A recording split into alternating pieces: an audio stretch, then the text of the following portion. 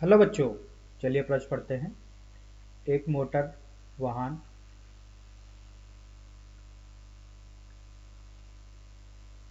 किसी सड़क पर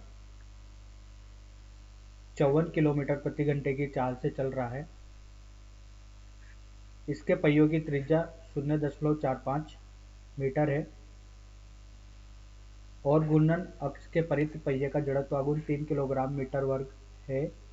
यदि ब्रेक लगाने के बाद वाहन को रुकने में 15 सेकंड का समय लगता है तो ब्रेक द्वारा पहिए पर लगा औसत बलागुण का मान होगा। 4 विकल्प दिए गए हैं बच्चों, बताना कौन सा विकल्प सही है। तो आइए बच्चों, प्रश्न के लिए सर्वप्रथम मुख्य उदाहरण की चर्चा करते हैं। तो देखिए बच्चों, यहाँ से जो मुख्य उदाहरण होगी वो कुछ इस प्रकार से होगी कि बच्चों यहाँ पर एक असममित आकृति का पिंड है। ये एक असममित आकृति का पिंड है बच्चों, और ये इस अक्ष के प्रति क्या कर रहा है, घूर्णन कर रहा है कोणीय वेग ओमेगा से। तो देखिए बच्चों, जब ये कोणीय वेग ओमेगा से घूर्णन कर रहा है तो इसमें बलागुण होगा।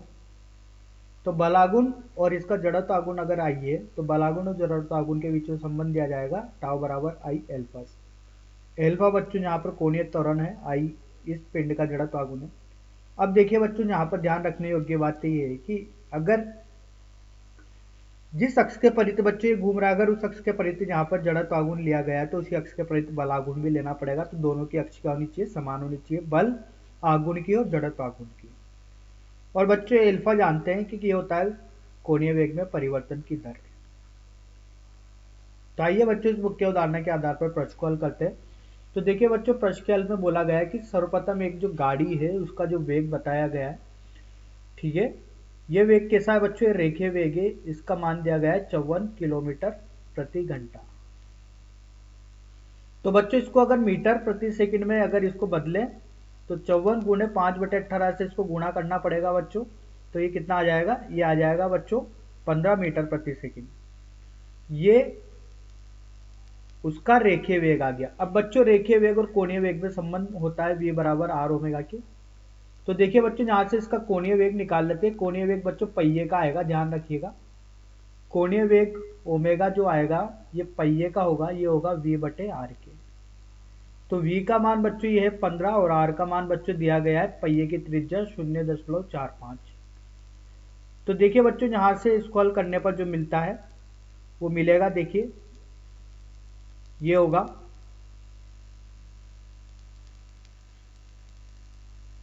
100/3 रेडियन प्रति सेकंड। तो देखिए बच्चों, यहाँ से ये निकल के आ गया। अब देखिए बच्चों, पहिए का कोणीय त्वरण देखते हैं। तो कोणीय त्वरण एल्फा ये होगा बच्चों कोणीय वेग में परिवर्तन की दर। तो ये होगा अंतिम कोणीय वेग ऋण प्रारंभिक कोणीय वेग बटे समय। तो बच्चों बोला गया है कि ब्रेक लगाने के बाद वाहन को रुकने में 15 सेकंड का समय लगता है। तो मतलब इसका अंतिम कोणीय वेग कितना हो गया, 0। प्रारंभिक कोणीय वेग का मान कितना है, ये 100/3 और समय कितना है बच्चों, 15 सेकंड का समय दिया गया है, ठीक है।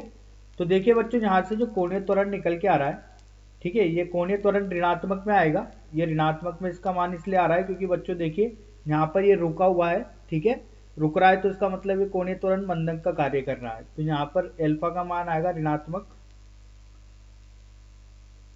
इसको हल करते हैं बच्चों, तो ये आएगा 100/45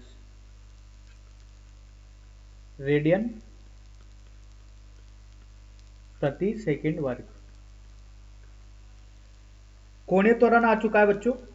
आगे पूछा गया है कि औसत बलागुण। तो औसत बलागुण बच्चों ये होता है आई ओमेगा के बराबर होता है।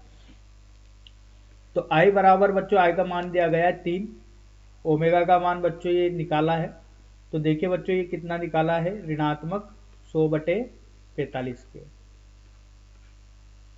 तो हल करने पर बच्चों अगर इसका यहाँ पर परिमाण देखा जाए, ठीक है, तो देखिए बच्चों ये तो दिशा बता रहे हैं ऋणात्मक चिन्ह। तो बच्चों यहाँ पर अगर इसका परिमाण देखा जाए तो परिमाण होगा बच्चों, ये होगा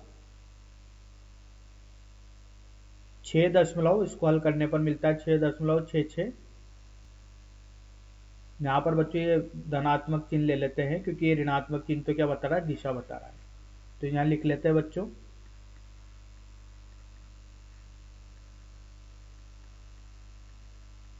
क्योंकि बच्चों पहिए रुका हुआ है तो जो कोणीय त्वरण लगेगा वो विपरीत दिशा में लगेगा। ठीक है, इसलिए बच्चों ये ऋणात्मक चिन्ह बता रहा है कि कोणीय त्वरण गति के विपरीत दिशा में लग रहा है, जिसकी वजह से उसका कोणीय वेग क्या हो रहा है, घट रहा है। लेकिन अगर बच्चों यहाँ पर परिमाण की बात की जाए तो परिमाण कितना है इसका, ये 100/45 के बराबर है। बच्चों माफ कीजिएगा, यहाँ पर एल्फा आएगा, आई एल्फा होता है, तो ये होगा 6.66 किलोग्राम मीटर का वर्ग बटे सेकंड का वर्ग। तो आइए बच्चों सही विकल्प का चयन करते हैं। यहाँ से सही विकल्प होगा बच्चों पहला। आशा करता हूँ आपको यह समझ में आया होगा। धन्यवाद।